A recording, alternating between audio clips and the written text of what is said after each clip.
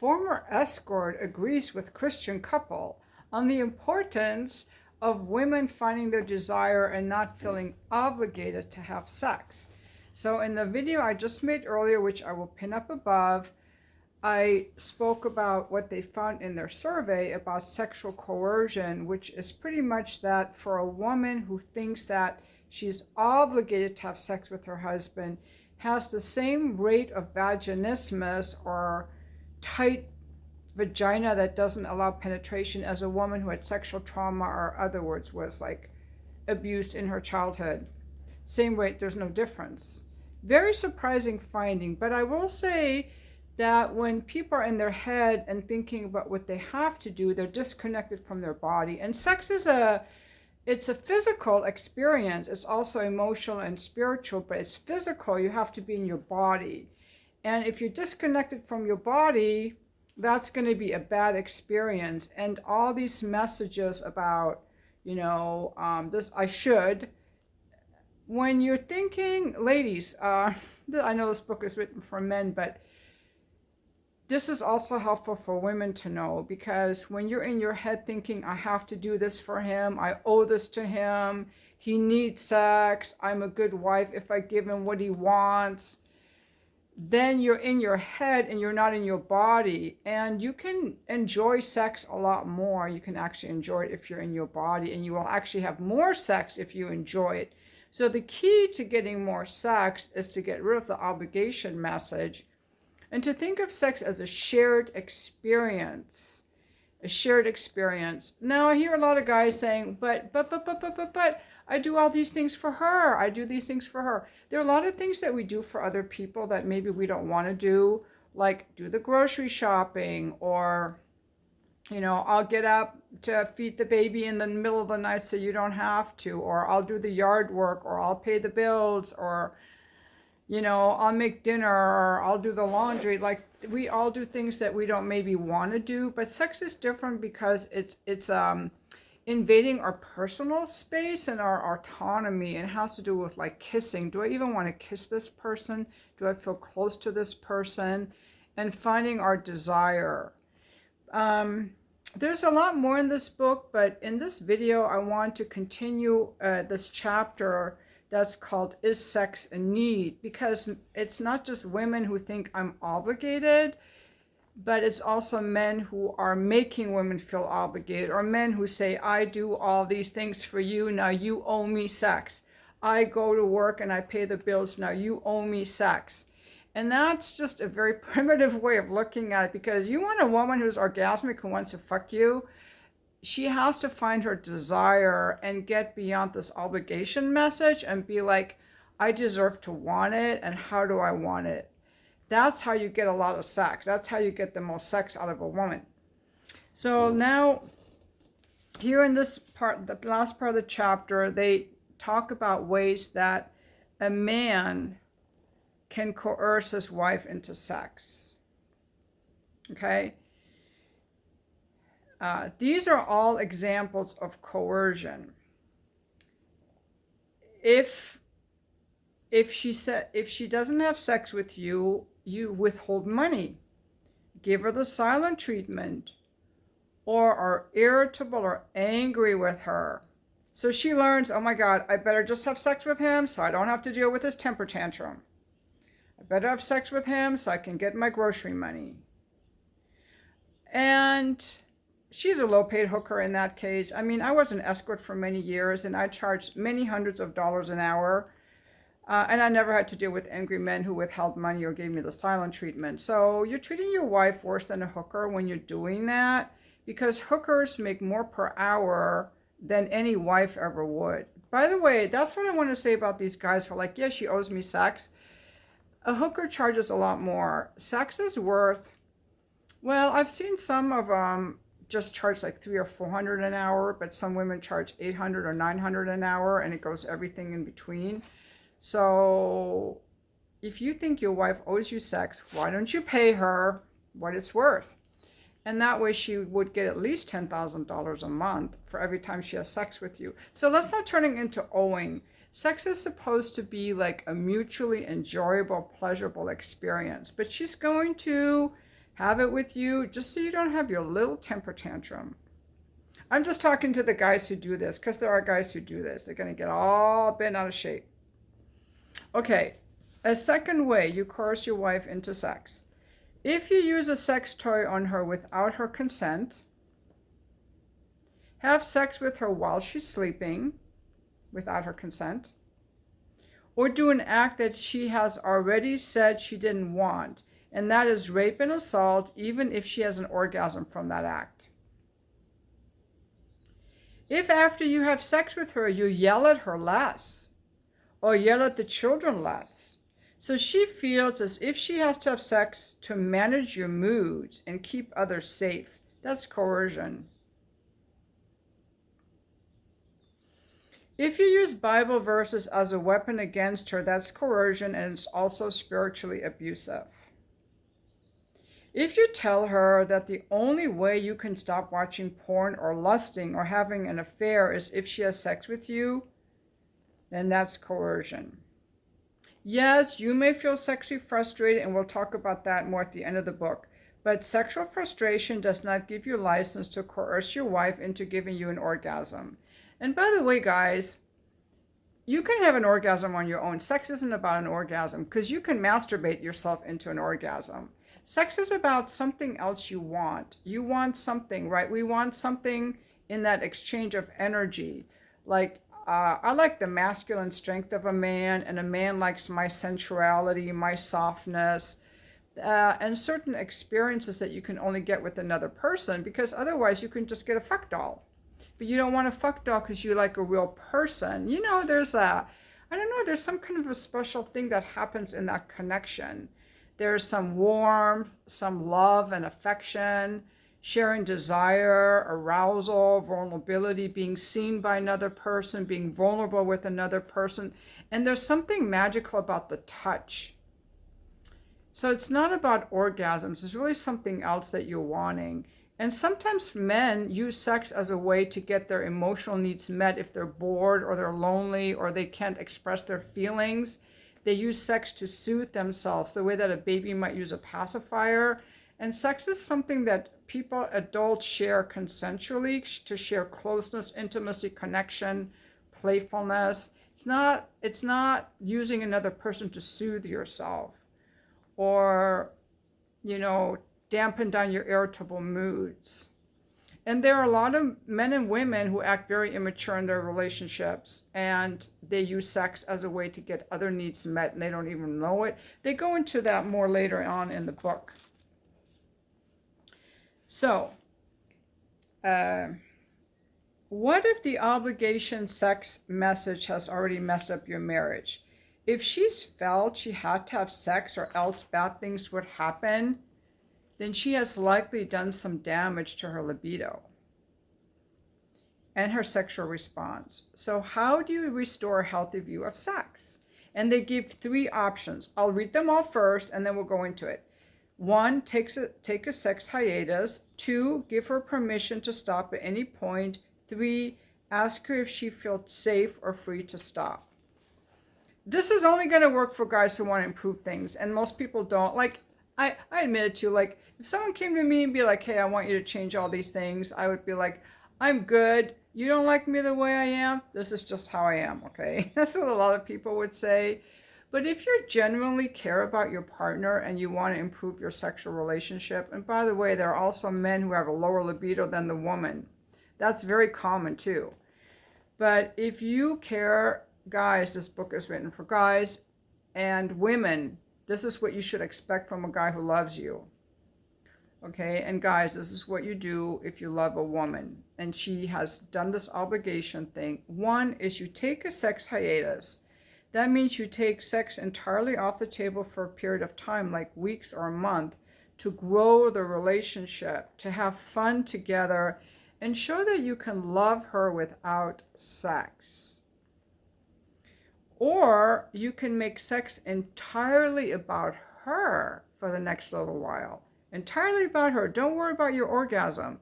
Rather focus on her sexual pleasure instead of your own climax, to show that you can live without release. And you can. The second one is give her permission to stop at any point. This is really important. This is so important. Tell her that if sex stops feeling good for her, or if she suddenly changes her mind, you want her to speak up and even stop if you need to. This is so super important for the healing process, to really solidify to her that her pleasure is important, and to help her find her voice, and to help her get reconnected in her body, and to start speaking up when something doesn't feel good. Show her that you want sex only if she's 100% there with you. That is often the key to awakening her libido. Yeah, and as a woman reading this is what I was saying too. Is like, that's going to be magic. And the third one is ask her if she feels safe or free to stop. Does your wife feel panicky if you haven't had sex in a few days, as if you feel unloved, grumpy, or resentful? Does that panicky feeling usually lead to duty sex rather than a genuine desire for sex? Does she feel free to stop if she doesn't like what's happening, or is she too afraid of disappointing or frustrating you? Sometimes women internalize the obligation sex message, and you may never even realize it, guys. This could be what is holding you back from great sex. Ask your wife if anything in this chapter resonates with her, and then listen to her. And I would also say that what I did as an escort, because I was always in my pleasure and men wanted me to be in my pleasure. There's so many myths about escorts. I'm writing a book about it. But I would just redirect the guy. Like, if they just started, once they start kissing me, they start doing this to my breast, like, do this instead. Or I'd be like, no, we're not doing that. Like, that's gropey. And they'd be like so shocked. And I'm like, that's why your wife doesn't want to fuck you, okay? They don't know, but they want to know. And they don't know. You have a guy in his 60s or 70s doing this, and he's a great, very respectful man. It's because his wife isn't telling him. I'm so mad at these women, but I shouldn't be, because they have internalized all these negative messages and they don't even realize it. They don't realize they can speak up, and they think they just don't like sex. And I can imagine these guys at home all the time just grabbing their wife's boobs, and the wife is like, get the fuck away from me. I don't know why I don't like sex, because he's got no skill. Okay? But the point that I was making is that you don't just have to tell somebody no. You can redirect. And that's one thing I learned at the snuggle parties I went to, which you can read about in my book, The Fuck List, where we had to practice giving consent. And someone might come up to you and be like, hey, can I touch? Someone might come up to you like, hey, can I touch your shoulder? And maybe I don't want to be touched by that person. Maybe my shoulder is super ticklish. Maybe I just had shoulder surgery. So I can say no. And then the other person should say, thank you for taking care of yourself. Not be all grumpy or frumpy. And the reason people don't speak up is because they've had so many bad experiences of someone having a temper tantrum, or acting all disappointed, or being really mean, or getting closed off, or giving them the silent treatment just because they voiced a preference. So that's the first thing, is learning to be an adult. Also, saying no kindly. You have the right to say no. You don't have to give an explanation. But there's other thing we learned is to redirect. So if someone comes up to me and says, can I touch your shoulder? I can say no. And the proper response is, thank you for taking care of yourself. Or I can say, I don't want my shoulder touched, but I would love for you to brush my hair. And then you could say, not really a hair person. Let's just, whatever, like, you can make other options. So if you're doing something sexually with your wife, and the woman should feel free to speak up if something doesn't feel good, to say, slow down, I need things slower. I'd like you to rub my back first, or even to say, it really helps me get in the mood if you give me a massage first. So give me a massage and let's see if I get into it. A big tip is to just slow things down a lot. We're just so taught that sex is sex for men and women. That's a false teaching. I'm so glad that Trump is taking this whole trans thing off the table, because men and women are very different. And I agree with Pete Hegseth that women should not be on the front lines in the military. We're physically weaker. We should not be firefighters or police officers, in my opinion, because if I'm in a fire, I want a man saving me, thank you, because they're stronger. Okay, men are stronger, they're physically stronger, they're physically faster. That's why people pay more money to watch men play sports than women. It's more action, it's faster paced. And sexually, men have more testosterone. They usually have a higher libido. They can get hard like this. They want their cock touched at any moment. It's always fine to stroke it. And they can come very easily in anything within 2 minutes where they can do this. Whether it's your vagina, your mouth, your asshole, a pussy pocket, or a doll, a fuck doll, or whatever they're called, like it doesn't take a lot. And women are designed very differently because we have to open to receive. We're just built differently for a reason. We're the ones that can get pregnant. Let's leave birth control aside, okay? That's a modern invention. Our bodies are designed to conceive. We're more selective. This is how we evolved. This is just how we are. If you don't like it, go gay, okay? That's just have to accept it. And so it's harder also for a lot of women to come in touch with their sexuality. But women love sex just as much as men do. But women are more willing to have no sex than bad sex, whereas men are more willing to have sex even if it's bad. It's almost like pizza. Like a guy would rather eat a pizza no matter how it tastes, but a woman would rather be like, if I can't have the pizza, that's yummy, I don't want the pizza. I would rather be alone. I don't want to be bothered. And I did a lot of prostate massages and have some experience with pegging. And I would always be extremely gentle with the man's asshole because that also has to open. The man has to trust me. He has to be relaxed and he has to be aroused and he has to feel safe in his body. And then mentally, he could always say that some of them, mentally, they would say, yeah, I want to try a prostate massage. But if I didn't warm them up enough and if I didn't tell them before to listen to their body, then it would hurt them because their mind was saying, yes, I want to do it, but the body was a no. And that's why I really think that men should get into ass play because then they realize, even though vagina opens more readily than an asshole, it's the same concept that a woman has to feel safe, trusting, aroused, and turned on in order to open her vagina, and to want a man close to her. So this is why I really, really think it's a good practice to for men to have done some ass play so that they realize what's required. So we are very different, and men have so much more testosterone. Their libido's off the charts. We're just different, but women can have multiple orgasms. We don't have a refractory period. But like I said, a man can orgasm in 2 minutes in almost anything that's like a cylinder shape, whether it's a woman or some object. But a woman generally needs 15 to 20 minutes to orgasm.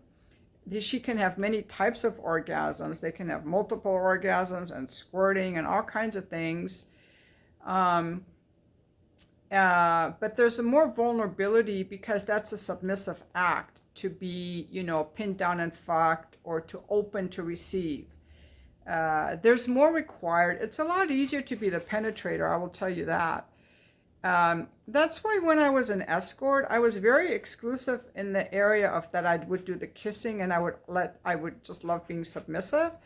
Most escorts will not be submissive and they won't kiss you because that's an opening, there's a receptivity. So I think that's worth a lot more money.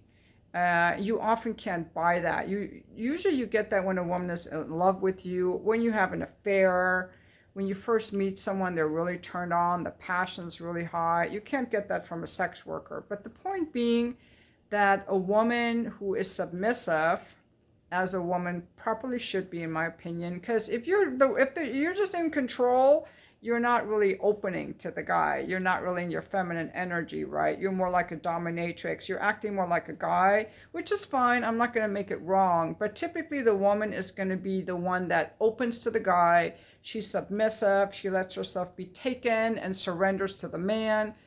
a lot of the time, and it's easy for a man to surrender to a woman because he's just laying there with his dick up and she's riding him, and basically he's just masturbating in her vagina, okay?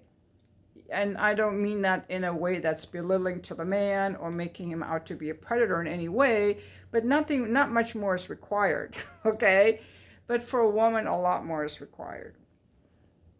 I could be wrong. This is my opinion, my view, but all these books that I'm reading are so helpful to me because a lot of me still feels like, I can't catch up to the pace of the man. Even when I had my appointments, I was always trying to be like, how quickly can I get myself turned on so I can give this man a good experience? Because from the moment he walked in the door, I could just grab his cock and he would like it. But if they grab me by the pussy, I'm like, slow down. It just doesn't feel good. Like, just grabbing me by the pussy doesn't feel good. Just grabbing my breast doesn't feel good.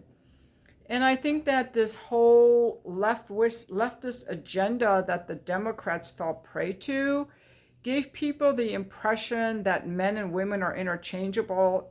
We can work like men, we can be firefighters and police officers and soldiers, and we can fuck like men, and we have birth control, and we can work like men, and we're interchangeable, and men can be women and women can be men. That is messed up. It is not true. And I think the more we honor our differences, we can get back to some semblance of a really healthy society, actually. And along with the agenda was like, we shouldn't have children, and we should just, it was just going off the rails, frankly. And I'm glad that we have someone in the White House now who actually, he has a lot of children and grandchildren, J.D. Vance, Trump, children, grandchildren. I think Hegseth has 7 kids. The White House spokesperson, Catherine Leavitt, she's a new mom. She's only 27. Isn't she great? Her husband is, I think, 30 years older. She has like a 6-month-old. Actually, I do think that she should be home with her baby and just work part-time because the baby is not getting his mommy very much, but that's beside the point. I'm glad she's in that role because she's really good, but I don't believe in new moms working full-time. I think they should work part-time because our babies need us. So that's the space I'm coming from. Don't let my jacket fool you. That's just something I wear. I usually am like in little dresses and little soft little t-shirts. But I feel like I have a lot of authority in this jacket. It's cold today in San Diego. But the point being that we are different, and because of all the left ideology that infiltrated our public school system, our universities, the workplaces with all the DEI, all these people who are like under the age of 30 really have been indoctrinated into this falsehood that we're interchangeable, that we can all do the same thing, and that we're equal in all ways, and we're not. And there are TV shows depicting that women can fuck just like men. It's all fiction. It's just all fantasy because women are more likely to get emotionally attached. We have more oxytocin. We're designed that way. When a mom has to bond with her baby, a mom is going to be more bonded to the baby than the father is. That's just natural. She hears the cry of the baby at many decibels louder than the dad. I heard that was shown in a study. We are different. So we bond more during sex. The emotional content for women is super important in sex. We want to feel connected to you as the man. We want to feel close to you. And when we have that obligation sex message, we're not able to find our connection because now we're in our head feeling like we have to. And neither person is acknowledging the emotional part of it. The emotional part of it is huge, to feel connected. Like for me personally, I always prefer a frontal position. I get more turned on with the intimacy, like a lot of men also do get more turned on with the intimacy. They want a frontal position. They want to look at me. I want to look at them. Rather than, the doggy and all that is fun sometimes, but it's less intimate because it's just a penis and a vagina. I can't see you. You're not really touching me that much. But a lot of women who are disconnected from their femininity, who are just performing, just trying to get the guy off, they will prefer those positions because they're less intimate. And the obligation sex message also takes away from the intimacy. And my experience from myself and the men boyfriends I had before I got married and the guys I hooked up with and the clients I had is that these men want a sensual experience. They want a woman who enjoys herself, who loves sex. And the way that a woman loves sex is for her to find her desire. And the desire is killed when she's in her head thinking she has to. That's why this is so important. And that's what the author of this book said. Is when the way I even came across her was I was watching this therapist who talks a lot about marriage, and he had her on, Sheila Gregoire, and the whole thing on that was she talked about the most was the obligation sex message, that is the biggest cause of marital sexual distress, the biggest cause for women having vaginismus, and it's taught a lot in the religious community. In fact, they found in their survey that religious women have 3 or 4 times the rate of vaginismus as the general population because they're taught, I have to give him sex. That is a libido killer. You want a woman to have good sex. It's not coming from here in her head, I have to. It's coming from her body, from the connection with you, from her permission to really feel her body and connect with her body. And there's an exercise that I would give people when I work with them. If you want to sign up for coaching with me, it's the treasurewithincoaching.com, $149. You pay with your credit card. The email that you use in your credit card, I will contact you to set up the appointment. We do a 1-hour Zoom or phone call. But one of the exercises I would give people is they would write a letter to their genitalia to start to connect with it. And then there's a second part to the exercise, which I gave away already in another video, but I won't give it away now because it takes away from the exercise. But it's to connect with your body. It's to be like, what does my body want? And I will tell you, it's so easy for a woman to lose her libido. And when you're doing duty sex, you're letting men touch you in a way that doesn't feel good. And your body's just going to shut down more and more and more. That's what would happen to me sometimes. I would be with a guy and he was doing what he thought I would like. And I didn't want to say anything because I thought, well, I should like what the guy is doing. And I lost my libido. And it wasn't, I was so disturbed. This happened a few years ago. And I was laying in bed one night and I was talking to my body. And I should make this for the rest of the stories for the members only. I'll make a separate video, but that it's so true. When we bypass our body and we don't speak up to please the guy, to not offend the guy, because we're afraid of saying something, we're afraid that we might like it, or we should like what the guy likes, or all these negative messages, our libido is going to shut down. We think sex sucks. We think we don't like sex, but we have no one to blame but ourselves and all the negative messaging. This is why I'm so passionate about this topic. Men and women are different sexually. We have to speak up about what we like. We have to figure out what we like. And we should only be sexual with people who give a shit about, who care about what we like. We should only be sexual with people who want us to enjoy ourselves. And hey, there's so many times I wanted to give a guy a prostate massage and he'd be like, I don't want anything near my ass. And I would think, well, I would never want to date you, but you're fine for now. So you have to think about who you're marrying, who you're getting into a relationship with, and then don't pout if they don't like what you want. It's just, we have to accept people for what they like and don't like. Some people don't want anything near their ass. I don't know why, I guess if you're married, you can talk about it and figure it out, but American women are the worst. They have so much hang-ups about their assholes. They think it's so dirty, and some people and cultures have a thing about their feet. They think their feet are dirty. Like, so many negative messages. You come out of a bath, your asshole is as clean as your nose. Like, what is the big deal? Or is your lips? But, now I'm just going off on a tangent, so. I was just going to make a 5-minute video, but I went on and on and on. And guys, I felt bad because I was like, I haven't made a video in so long. And I've been wanting to make videos about this book. I said that I would. So today I'm like, I am going to make some videos. But sometimes I start talking and then I'm just like a fountain of ideas and things that I want to say. And so this video was super long. And I just covered like 3 pages of the book before I went off on this tangent. So, I'm